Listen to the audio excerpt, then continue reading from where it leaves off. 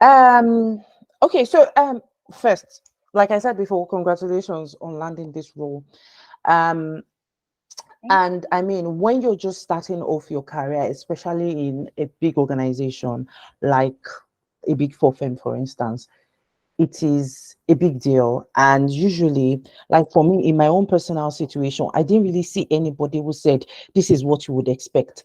I even remember a situation where I said to someone I used to know then, who was like a mentor to me, that I used to talk to then, that, oh, I've gotten an offer with the big four. He was like, oh, you're gonna have fun because you know the big fours, they employ a lot of people, so you won't stress too much. And so I went with that notion of, oh, it's going to be all, you know, all fun, you know. I mean, I'm in for like a very long, nice ride. But I wished someone who was in the firm spoke to me about what to expect realistically and had prepared me for what was to come. I wished I had that, but I did not. So um I'll just talk to you about what you would typically expect and what you can do to become an outperformer or to become Okay. like a top performing staff of the firm. Now, Okay. see, it's when you come into a big four firm is a place, it is more like any financial services firm, to be fair, is a place where you are built, is a place where you people invest in you. The whole system is built in a way that you are being invested in such a way that your growth is so astronomical. um I mean, once you get there in the first like 5 years of your stay there, on the average 5 to 6 years on the average, you would have grown from being maybe an entry level person to like a manager. That growth is not, it's not just, oh, they just promote them in the papers. No, that growth is a testament to the hard work you would have done in those years. And that is why when you're going into the big four, you need to be open-minded. There will be Okay. lots and lots of opportunities. There will be lots and lots of work to do.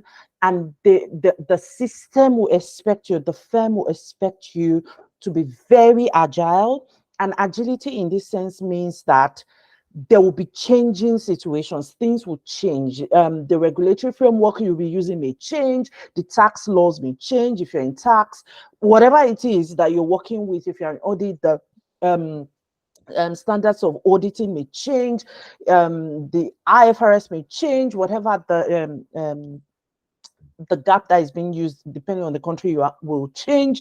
So as there are changes in the economy will change. There will be times of recession. There will be times when deflation is so high. You know, different things can happen. You know, like for instance, when we had the pandemic, that was a major change, and the firm will expect you that you are agile to these changes. But as a starter, someone who is just starting, you will be doing, and I'm going to give you really practical, this call will be very practical. I'm not going to be saying like fun and nice things to you. I'm going to be telling you what you would encounter. As a starter, you are at a learning phase. You're at a phase where people are literally delegating work to you. That is where you are.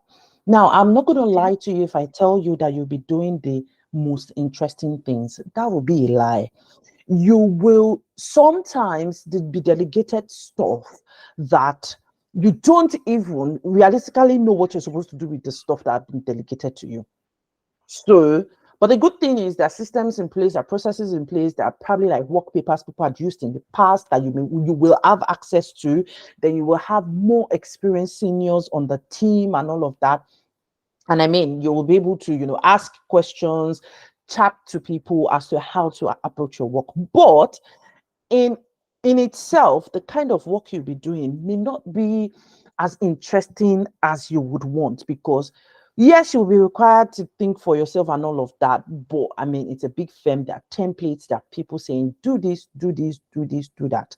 Now, because you are that phase, if you are a strong-willed person, if you are an assertive person, if you're used to being, if you're used to like telling other people what to do, or you're used to being in control, or you're used to whatever, like you are a natural leader, you may find it boring in the first few years, in the first 1 or 2 years, until you start leading stuff yourself.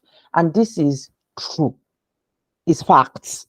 So a lot of people, because I've had some mentees reach out to me, they're actually within the firm. They've reached out to me to say, oh, they find the work they're doing quite boring, they don't enjoy it. Now, the reason why at that time they don't enjoy it is because others are telling them what to do. It's not because the work is boring. And it's because they are like leaders themselves. Probably some of them are leaders in church, leaders at home, all their lives. They've been leading one thing or the other. Now, they are now being led. So they feel like, why should someone be telling me what to do? I don't even know why I'm doing it in the first place.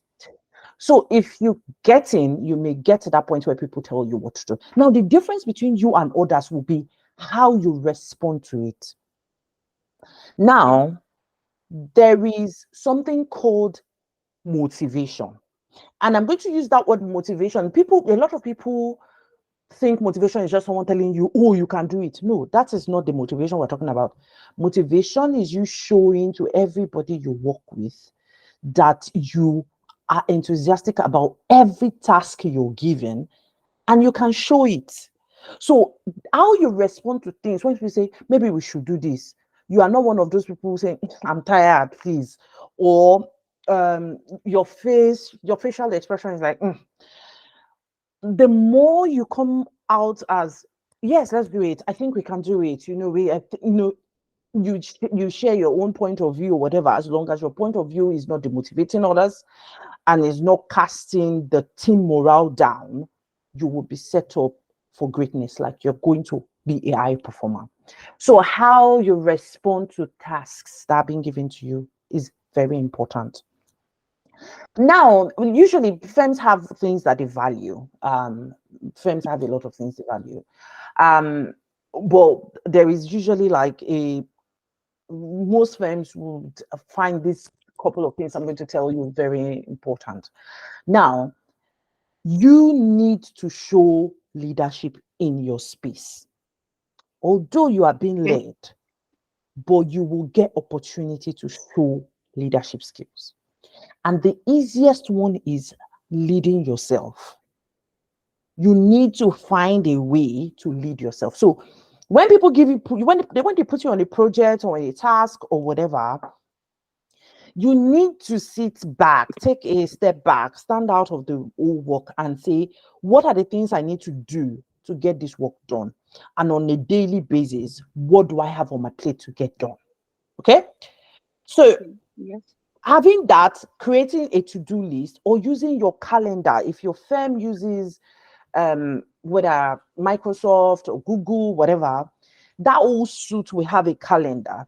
Putting all your to-do list on a calendar will help you to get through things in a bulk, in some, like, so you can schedule, say 10 to 12, I'm going to get through this particular area of my work.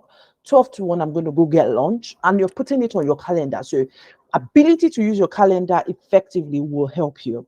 So between 2 and 4, I'm going to do this. Between this time and this, I'm going to do this. Now, usually when people want to schedule meetings with you, the first thing they do is they go to your calendar to check what you have. They are trying to look for time that suits both you and them to fix a meeting. Now, although you are a new starter and everybody just puts in things with you and say, well, you're my team, I determine what priorities and all of that, they will still get to respect the fact that you have shown self-leadership.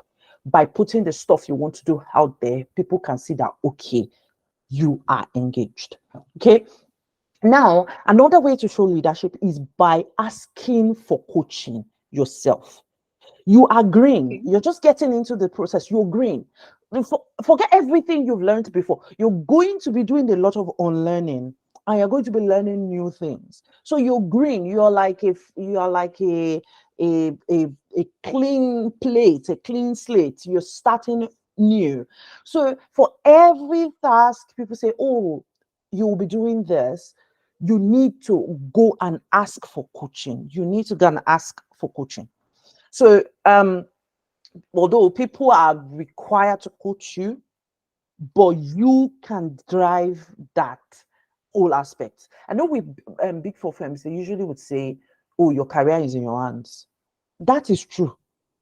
You will have people in your intake who, if you coach them, fine. If you don't coach them, fine. They don't know that they're in a space or they're in a place of opportunity where they're surrounded by extremely brilliant people. And the only way you can suck out the best from them is by asking questions and asking to be coached.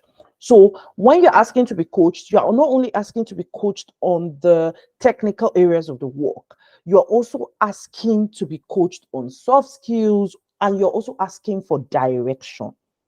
So you can ask questions around, when is this work due? I have this and this and this on my plate. Which one do you want me to prioritize? These are the things I think we should do on this work. Do you agree with me? So those are the ways for you to show leadership, by leading yourself, making others see what you do have on your plate, and also by asking for coaching and all of that. Another thing that will be expected of you is wherever you work, you will be on a team. So you need to be a team member, a valuable team member. And that essentially means that before you make any decision, before you decide to not go to work and not tell anybody you're not going to be at work, or before you do anything, basically, when it comes to working hours and all of that, remember that you're working with people, and whatever you do directly or indirectly impacts others.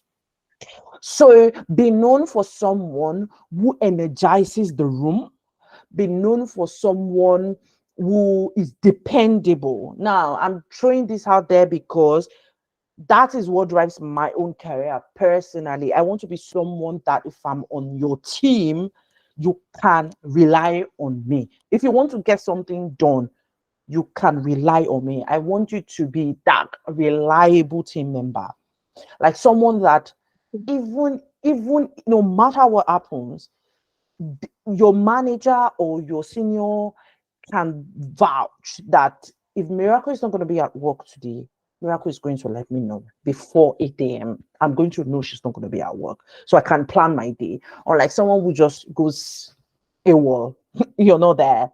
So be reliable, basically. Know that you're working within a team circumstance. Everything you do and do not do impacts others directly or indirectly. So you need to be a team member. And that drives me to the point of relationship. You need to build, once you come in, you need to build relationships, because that is what matters the most, to be fair. We're still going to talk about how to approach your technical performance and all of that, but relationship is very important. And this relationship is not just with the people you're currently in the team with. This also includes people that are like ad hoc teams to your team. So for instance, if the work you're doing is for another team, you may have to deal with 2 or 3 teams, some offshore, some onshore. You may have to deal with people that are like maybe back office teams, HR, finance within the firm and all of that. Everybody you meet on your journey is a potential network. So don't look down on people. Don't say who is this. Don't create a solid network. And this is the best time to start pulling your network together. So everybody you meet, even if for instance you sit on a floor where you've seen someone like 3 times on that floor, and you feel like you've met them a couple, just say hi. I mean, just say hi, say how are you doing? Create relationship with people, and relationship goes a long way in making sure that you are a solid professional, because you never know, even if you want to change your job from where you are, there may be an information that may be useful for you. It will be one of those people that are sorting it out. It may even be that because you have a good relationship with someone outside of your own unit, may create an advantage for you that you may take on. So relationship is very important within your team, outside your team, and with your clients as well. It is important that you have a positive relationship, a fantastic relationship with your client. So, and that of course comes with time. You need to invest time and whatever. So when you ask people, how are you? You're not just asking people, how are you? Because you are required to ask people, how are you? You're asking because you truly care about them before the work is the person. So you need to invest in people and you need to invest in those relationships. Make sense? Okay. Yes, please. Another thing another thing I will talk about is your technical competence. Just a moment. Technical competence. Now, the only thing I will say to you that is the most important thing I would say within this confine of talking about technical competencies, you have to study what you do. A lot of people don't read and they don't study what they do. They believe, well, it's work, so why should I study it? If you are in an audit unit, say you are a bank auditor, for instance, and you audit a bank, say a big bank, for instance. When they put you on that audit, the first thing you're supposed to do in terms of getting yourself accustomed, there will of course be prior year working papers. The bank has financial statements that he issued the year before. You can read the financial statements. You can read the audit committee or board papers. You can read, I mean, anything. What is in the news about this company you're trying to audit? Same applies for whatever unit you have. So if you are a tax auditor or you are a tax advisor, or whatever it is you are, continue to study about what you do. That is the only way you can know better than the people that are even leading you. You need to continue to read. Okay. You can also do some subscriptions. So some subscriptions can really help you. I'm not too sure the ones we have right now in Nigeria, but for instance, here we have that you can use that can be applicable to the Nigerian system. But I mean, you can find that out here. You can do Financial Times, you can do Reuters, you can do the one I like here is Insurance Insider. You can do whatever. So find now. This is different from the trainings that the firm will give you because the firm will train you. This is your Okay. own personal development table. Personally, I have something on my calendar, 30 minutes every day, that I read something technical about my work. It can be as small as a paper the client has written. You need to read. You cannot leave your progress and your professional development to chance. So you need to read, you need to study. Now, don't put too much pressure on yourself, like, oh, I need to read. What do I need to read? The firm will train you, no doubt. But on a day-to-day basis, it can be as little as 15 minutes. Read something about your line of work. In the next couple of months, that puts you ahead of your intake, that puts you ahead of others. Now, that's on technical development. We have talked about coaching before. The more questions you ask, the more you go to meet people. How do I do this? How do I do that? The more you continue to develop yourself. And of course, the firm is going to train you. If you have a personal development program and the firm's development program, you're definitely going to match it. Now, and I want to talk about, just talking about the technical stuff. A lot of people struggle on technical issues because, I mean, if people are not doing the work that is expected of them, they're going to have some feedback or performance review points. If you join a big four firm, definitely you're going to get to a point in a year where you are required to do your performance review, where your bosses will put down, they will write it in black and white, how your performance has been over the last couple of 6 months, over the last 1 year. Now, a lot of people wait until that time before they ask for feedback. Please don't do that. Now, the firm has a structure of feedback. The firm does have a structure of feedback where you, at the start of the year, you will create your goals. This is the goal I want to achieve over the next year.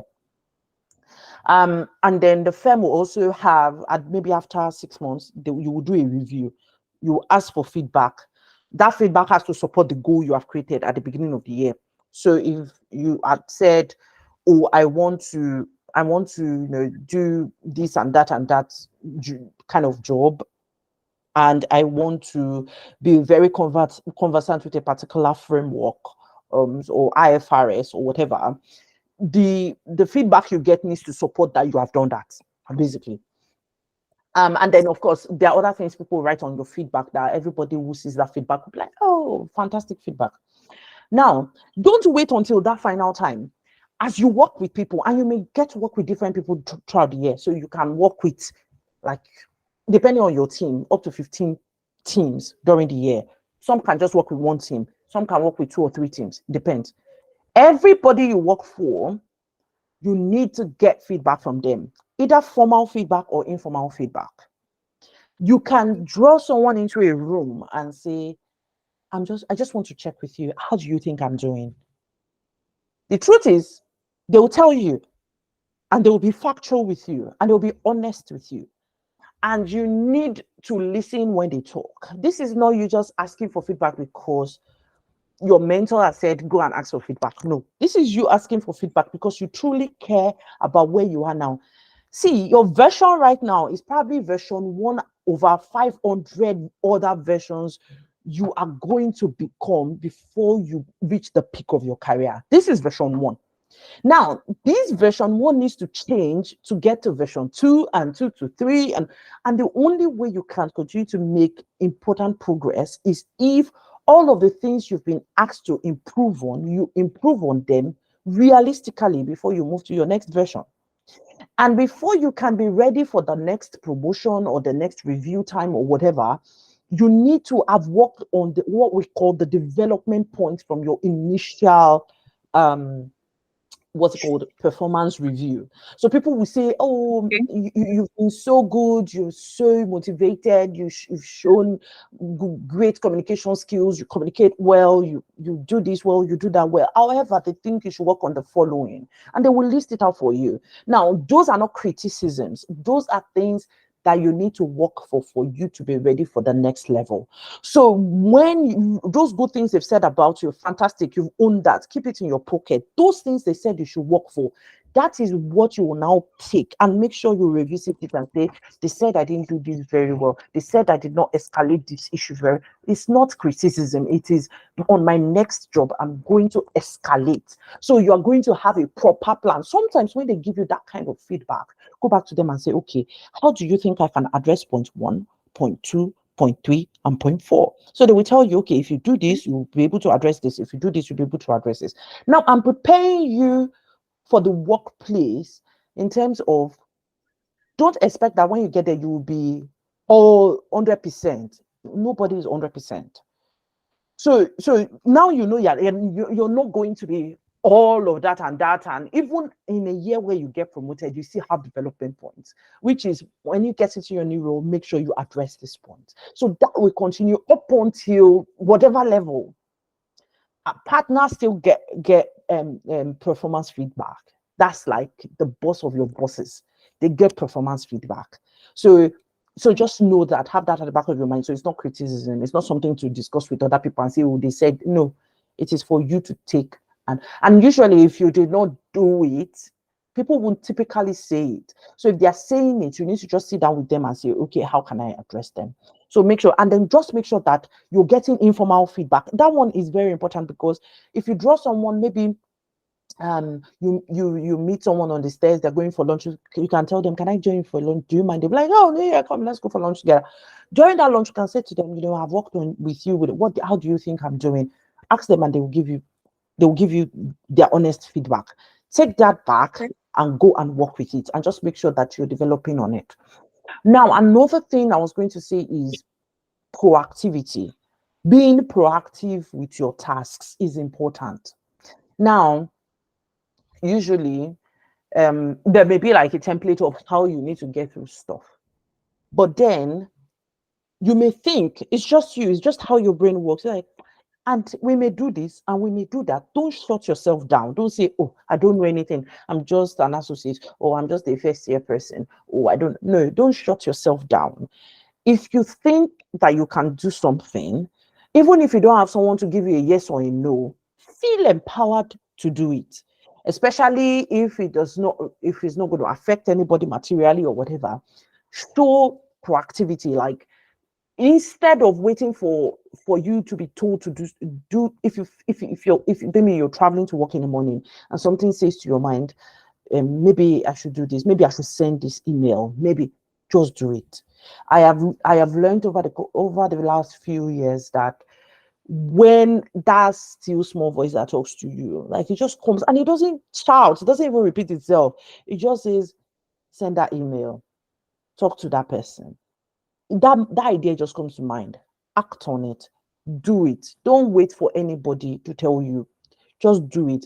And then over time, people will begin to see you as someone who is proactive and someone who takes responsibility. Now, talking about responsibility, any work that is given to you, that is done by you, carries your name, because there is usually a log of the work you've done. So it carries your name. What I need you to know and try to continue to start to develop now is that anything that has your name on it is excellent. So don't just do things in a hurry. Don't do things in a hurry. Don't do things anyhow. Like, if you've done a piece of work and you are not too you're like, this work, you can ask questions and say, see, this is where I am, but I still feel that more needs to be done. Okay, talk to whoever has given you the work. Say, this is where I am, but I think more needs to be done. What do you think? Then they will say, okay, consider this. But don't just do a shoddy work and drop it and say, okay, I'm going. Talking about that, another thing I wanted to talk about is investment of hours. You're going to work hard. If you are going to a big four, if you're going to be a big four in any financial services firm, you're going to work hard. And that's the fact. You're going to work hard. You're going to invest time. You're going to work hard. Sometimes people will require you to do some overtime work. Sometimes you will know you need to put in that overtime work to get to that point where you need to get to. Don't be scared to put in extra time in your work, because it is going to pay off. I know there is a lot of social media, I don't know, things about, oh, just do the least, don't do too much, just do what you're paid for.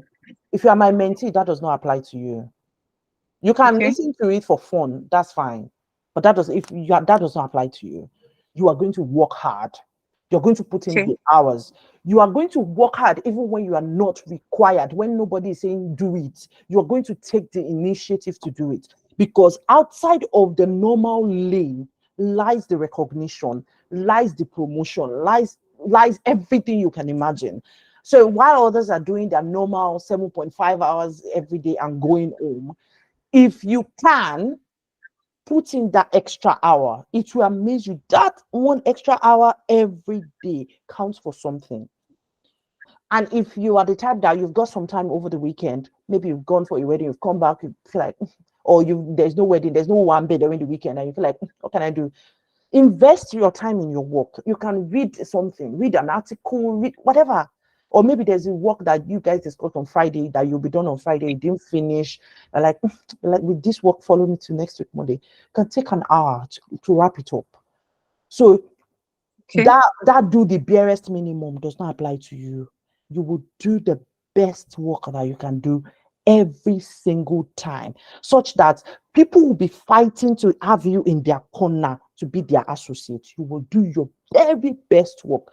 A lot of people think they are doing it for their seniors or their managers. No, you're doing it for yourself, because the way you will grow will be astronomical if you work hard, if you put in there, because you know what they say, hard work pays. It does pay. Yeah. So you need to put in the work. You need to work hard. Of course, work smart, because there will be tools you can use. There will be IT tools, and I mean, these firms, they invest in technology and all of that.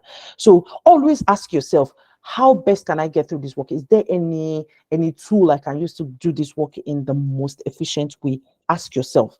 And if there are tools, use the tools. If there are things you need to learn, Excel skills, whatever, go and learn them so that you can, be the best that you can be. I think I'll just end with this one. Except anything comes to my mind again, which is volunteering. This is the time for you to create a brand for yourself and a reputation for yourself. When you get into that place, If they're saying, oh, we need volunteers to do something, make sure you are the first that your hand is going up. Don't hide at the back. Don't hide at the back. Don't say, oh, I don't know anybody, I don't know anything, I don't even know. No. If there's something that you can volunteer for within the office hours, within the normal hours, usually people who volunteer, they will still use the normal office time to volunteer, and that there is marginal benefit from volunteering. That extra benefit that others will just face their work. They just face their work, don't get. You will get it because you volunteered. So, for instance, your office, they want to plan out a social event. They are looking for organizers who can help us find a venue, whatever. Volunteer. Oh, we are trying to write a tender. We're trying to, do a tender, whatever. Write a proposal for a new client or whatever. Volunteer, because from that you get to work with more people that you would typically have worked with, and more people can vouch that, oh, this person is actually brilliant. Make sure you volunteer. So if there are, don't overload your back, but if there are things that you can do and you know you can add value to it, please do it. Volunteer. Be there, let people see you, and it also leads to your visibility.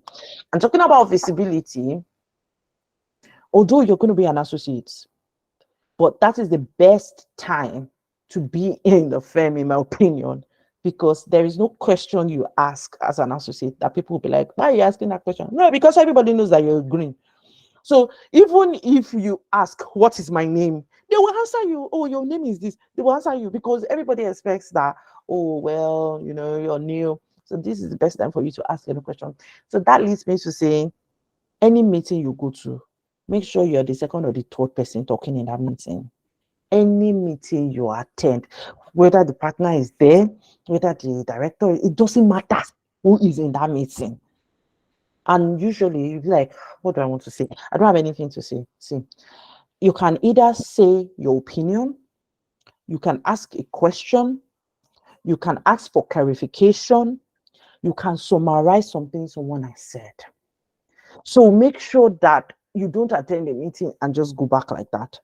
I'm the smallest person here. But no, even if people are saying things that you don't understand, just say, please, everything because you will be in a lot of those meetings. A lot of those meetings you will be in that you don't understand what they're saying. So when you attend those meetings, challenge them. That this is the time to challenge. Just say to them like, see, I'm really sorry. These things you guys have said, can you explain it to me in such a way that I will understand? I don't understand it.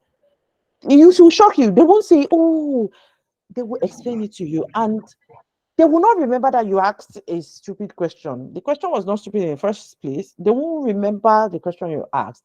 They will remember the courage you showed. And that is what will continue to be part of your reputation as you go along.